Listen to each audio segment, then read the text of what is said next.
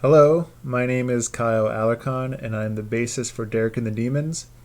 And since we're all in quarantine, I thought it'd be fun to write out some of my bass parts in manuscript just to keep my mind sharp and learning how to read and write manuscript. And then I also thought that it'd be fun to show people how to play my bass parts in some of these songs. So I'm going to start with the song Shot of Love because it's the easiest one to play in the band. It's also one of the first songs that we wrote, or that Derek wrote. And let's go through some of the sheet music real quickly, dive right in. First thing we have here is this note, a quarter note equals 115. What that means is that's giving you the tempo for the song. So 115 beats a minute. In this song, well, let's look at this time signature right here. It's 4/4. That means each measure, a measure is a line to a line. In each measure, you would have 4 beats, and the quarter note would get the beat. So that 4 stands for a quarter note. This is a quarter note here. So it's just a oval with a line and no flag.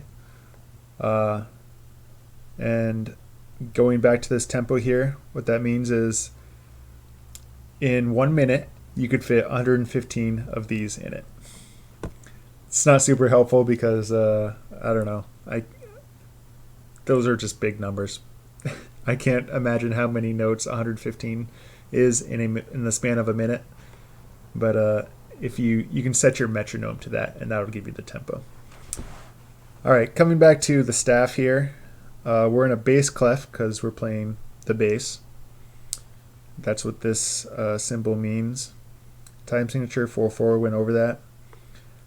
The staff lines will start at the bottom here. So this line is a G.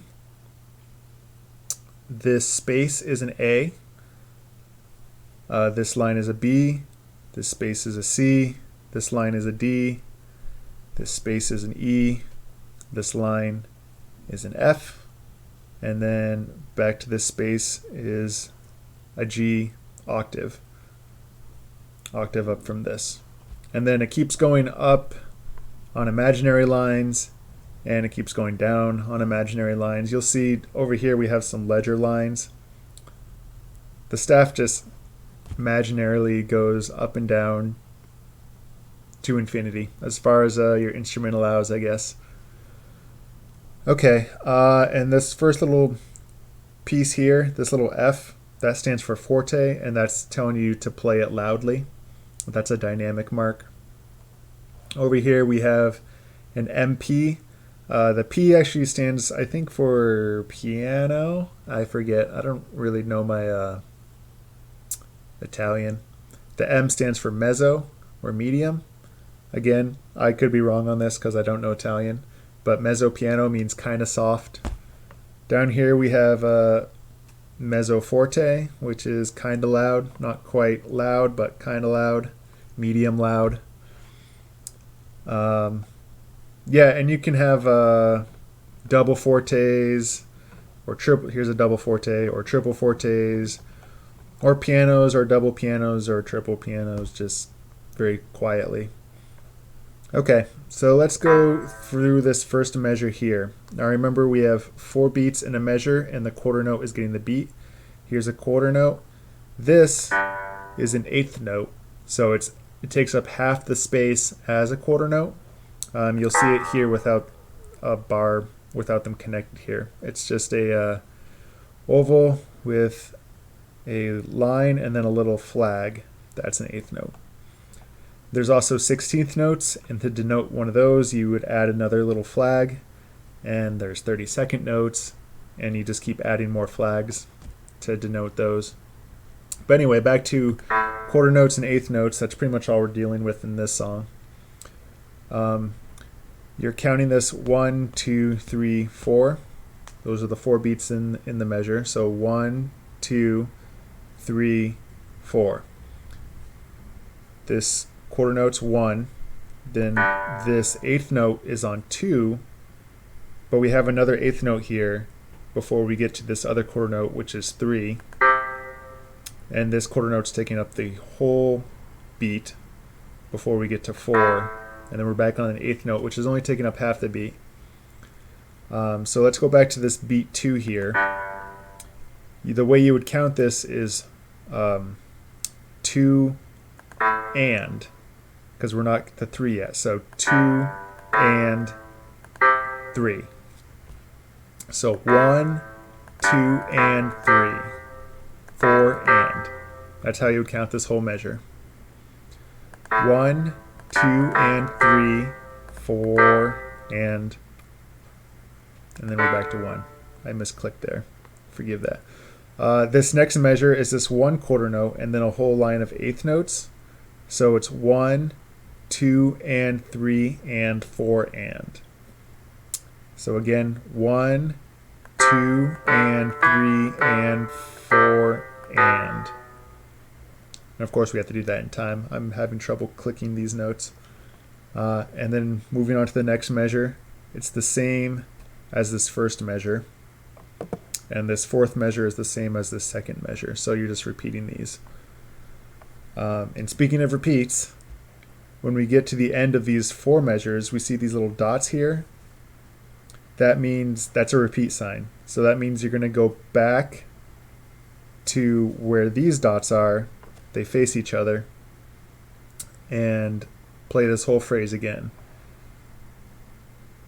So let's let me just let this software play through the music, and you can kind of see how things are supposed to sound and where we go with these repeats, and it'll highlight the notes in time for us. So here we go.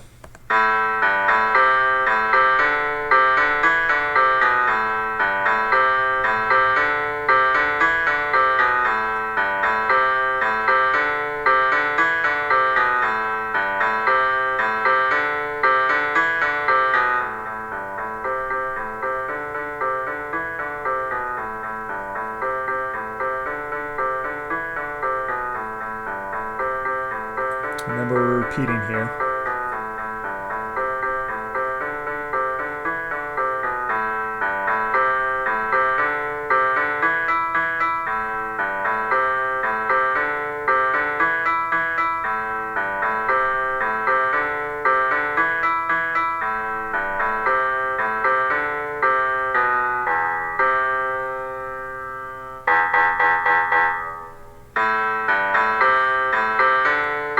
Alright, I'm going to stop it there and explain this little repeat section here.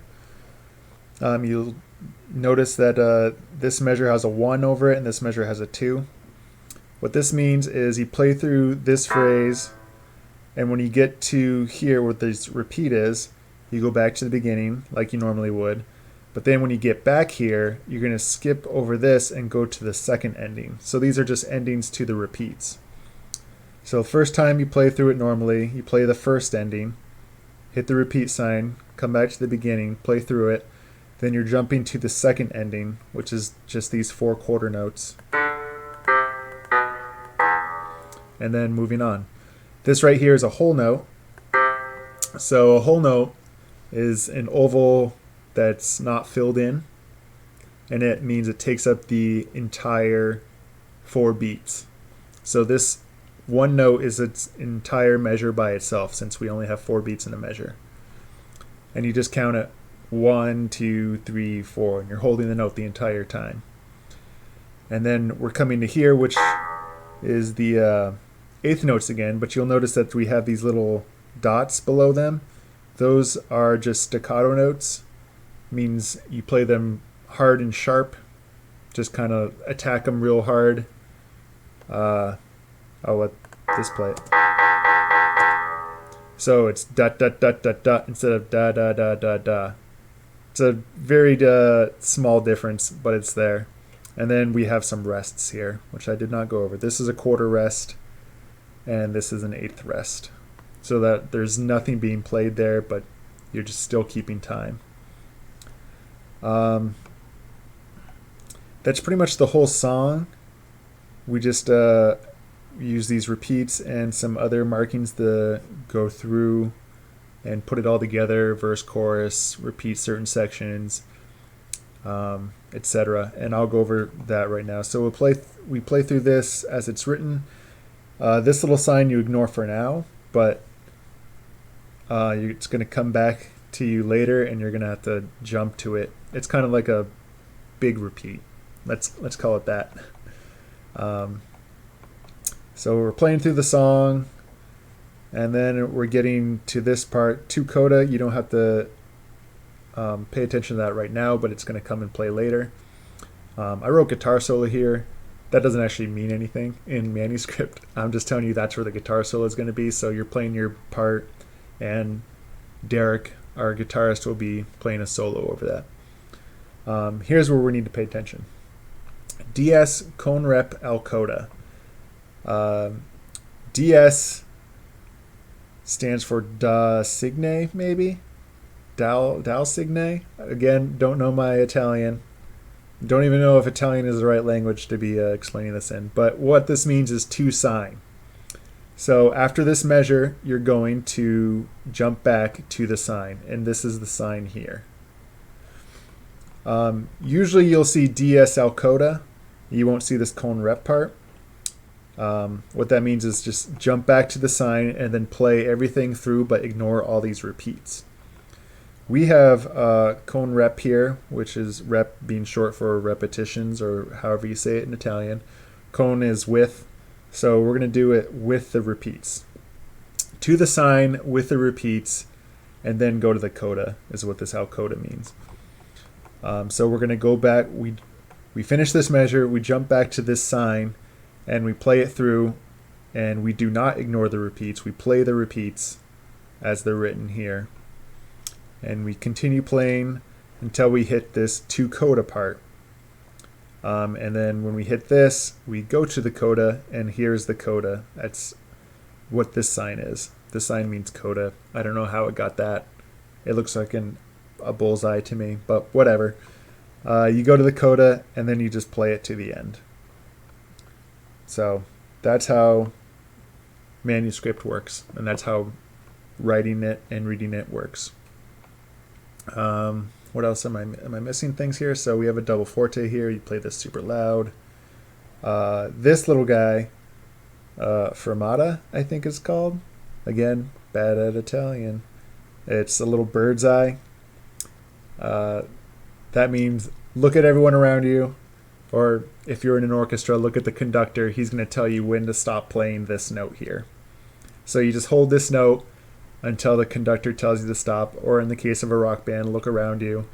Everyone's going to be looking at each other, and Derek will probably make some big motion when to hit or when to stop playing, when to stop holding the note. That's what this means. All right, so I'm going to grab my bass, and I will show you how to play this on the bass.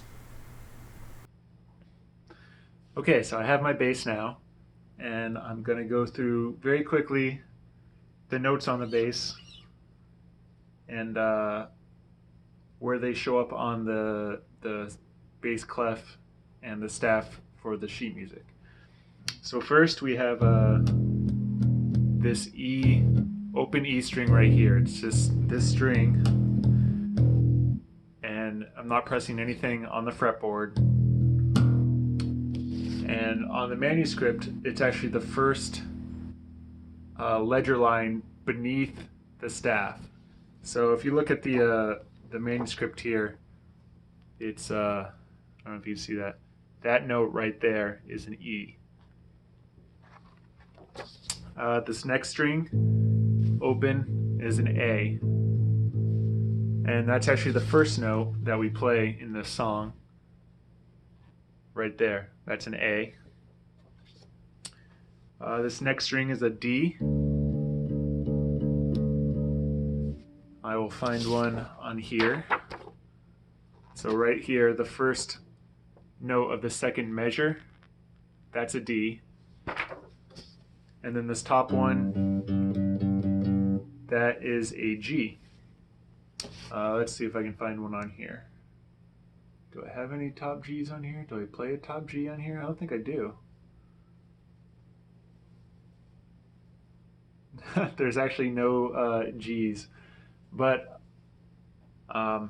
it would be the space beneath this top line of the staff. That's where a G would be. Apparently I play no high Gs in this song. All right, now we have frets on the bass. Let's move back to this E here. Each fret just moves the note up a half step. And what I mean by that is there are 12 tones in a chromatic scale. And going up an octave from the first note. We'll just start in E since we're playing the bass. I'll show you what that means. 12 frets to the octave. So first open is E. This is the first step of a chromatic scale, so that's an F. Up a half step from that is an F sharp, G, G sharp, A sharp, B, C, C sharp, D, D sharp, and then here we are, 12th fret back to E. It's an octave. You may have noticed that some of the notes don't have the sharp between them. So between E and F, there's no E sharp. Well, there's an E sharp, but that is an F. And that's something your music theory teacher can explain to you. Maybe I'll get that. Maybe I'll get to that in a later video. But between E and F, it's a half step. You don't need to have a sharp or a flat between them. And then between B and C, there's no B sharp or C flat. Again, there are, but they're enharmonically the same as a B natural or a C natural. So I covered all the sharps. What about flats? Well, flats are the same things as sharps. They're just called a different thing or a different note depending on which key you're in and what note you're coming from, I guess. So this, remember, is an F sharp. We go F, F sharp, G. It also is a G flat. So we can go G, G flat, F. G sharp, or I'm sorry, G flat and F sharp are the same thing. In music theory, when you talk about scales and modes and keys, signatures, what you do is you cover every single note, so A, B, C, D, E, F, G, and then you put in your accidentals between them. So every letter is represented, and then you put a flat or a sharp in it to conform to the scale. So what I mean by that is you wouldn't have, let's say, a G scale. So G, A, B, C, D, E, F sharp, G. That's a G scale. It has an F sharp in it. You wouldn't call it a G flat because you wouldn't want to skip from E to G flat to G natural, because then you wouldn't have an F, if that makes sense. I'm kind of getting on a tangent here, but the point is you want to have every letter represented, and that's what dictates it being called an F sharp instead of a G flat, for example, or any other A flat or a G sharp or any other kind of note. Okay, so let's go back to our sheet music here. Let's do these first two measures here. It starts on A, so we're going to play that open A here. So a quarter note A, and then we have two eighth notes, which are G and A again, and then they go up to a C, which is the next quarter note, the third quarter note of that measure. So first quarter note's A, an eighth note of a G, another eighth note that's an A again, and then the third beat, which is another quarter note, which is a C. So A, G, A, C. So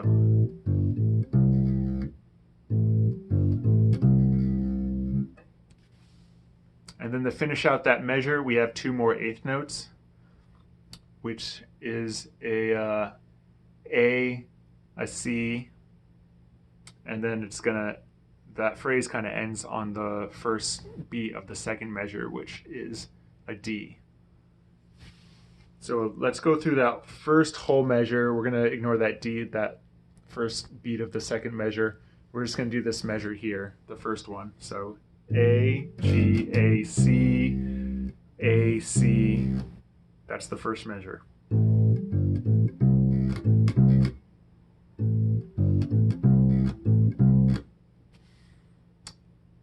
Moving into the second measure, we have a D, so we'll play that open there. And then we have this run of eighth notes, C, D, E, D, C, B. So D,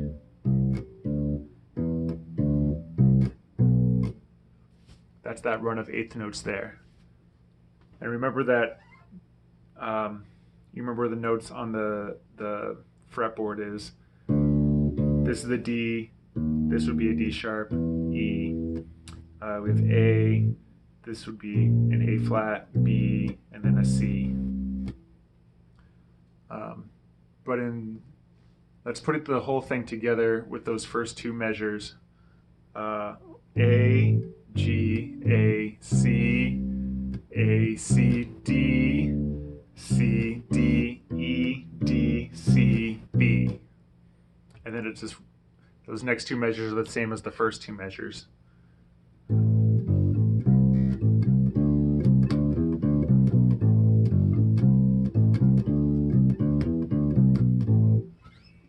So that's the first phrase there. That's that intro part. And that's essentially the whole song. I'm going to go through the other parts here. So this next section, the next set of repeats here, or the next repeated section here, has all eighth notes. But it is the same notes and even the same duration of the notes in the beat as the first section. We're just playing out all eighth notes. So instead of just playing an A and then an A quarter note and then two eighth notes, we're doing two eighth notes and then the other two eighth notes. So instead of that, we're doing, so it's four eighth notes instead of the quarter note and then two eighth notes. So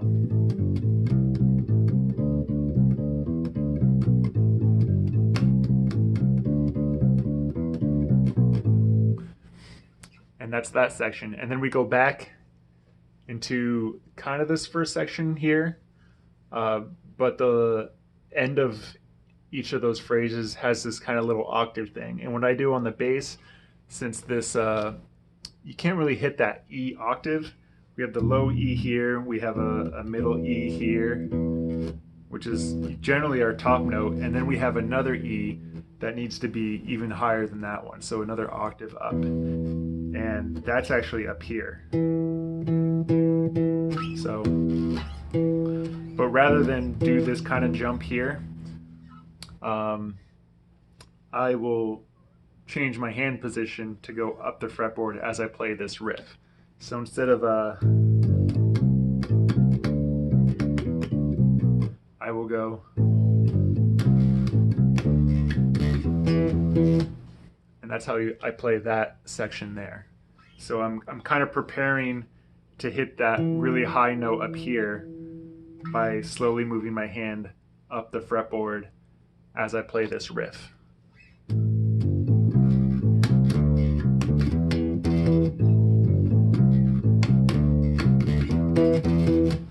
You see that? So just to nail that point home, going up the fretboard, A sharp, B, C, C sharp, D. This is a D here, even though it's the same as this open string D. I'm just playing it on this string. And actually when you tune a guitar, this is how they recommend you do that. You get one string in tune, and then you tune the other strings to that one. But anyway, moving back up, D, D sharp, E. And then I'm hitting this other octave E here. So on this string, G, G sharp, A sharp, B, C, C sharp, D, D sharp, E. And then with my right hand, I've kind of ignored this hand so far. I play bass by just kind of walking with these two fingers here. Some people play with a pick. Sometimes I play with a pick, which is why I keep a pick right there. It just gives you kind of a different tone. I like the fatter tone. And I feel like I have more control over dynamics and how hard I'm playing when I play with my fingers. But anyway, if you watch this right hand playing just that regular riff,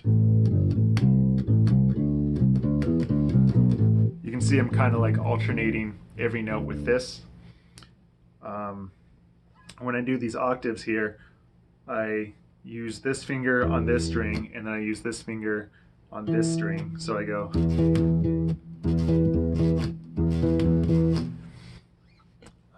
And that's just how I do it. You may not need to do it that way. You could go, or if you play with a pick, whatever makes you comfortable. That's pretty much the entire song. I'm looking at this sheet music here. Everything else just mostly follows that. That second ending there after those octaves. So I'm gonna play through this part with the second ending that we were just on, with this octave part that ends. Remember, we only do that on the first ending of the first repeat, and then the second one, there's these 4 quarter notes, and then this kind of little break here. That's the whole note, and then 5 eighth notes. So I'm just gonna play the second time through this repeated section here, so I can hit that second ending, and then move on to the whole note, and then these 5 eighth notes.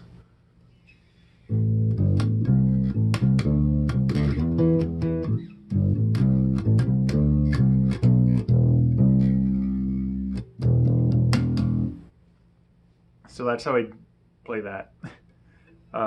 D, C, B, E, and then C, whole note, holding that for 4 beats, and then an open E, which I don't know why I go like this when I play on this string. Usually when I do repeated notes on other strings, I will walk with these, but for whatever reason, when I do just this string here, I guess it's because I don't have another string to stop me.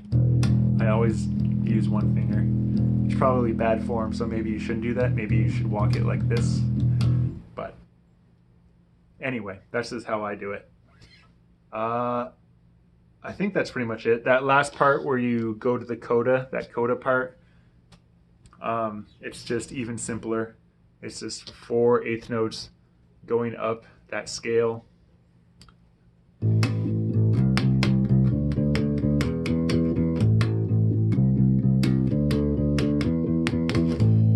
And then ending on that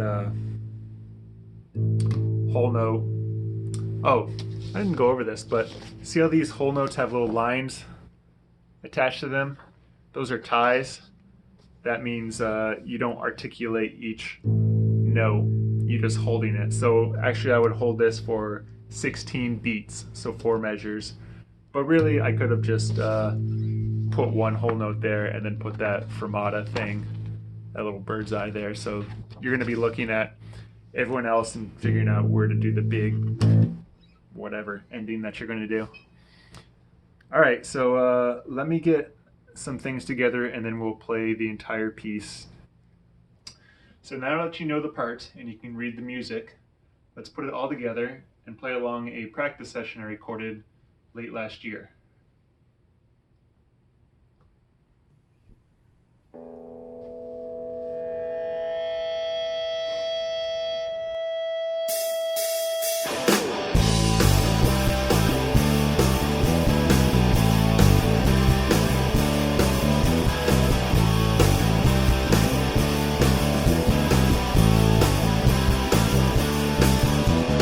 Driving down the highway can't get you over my mind.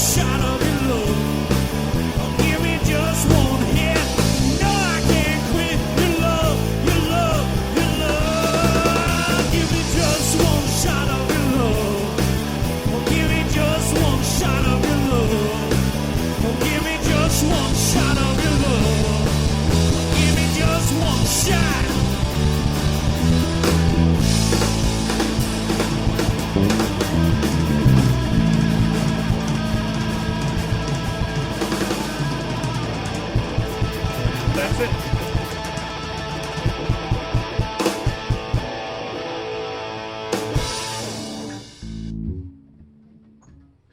So I'll upload that session as well, and you can download it and play along if you'd like.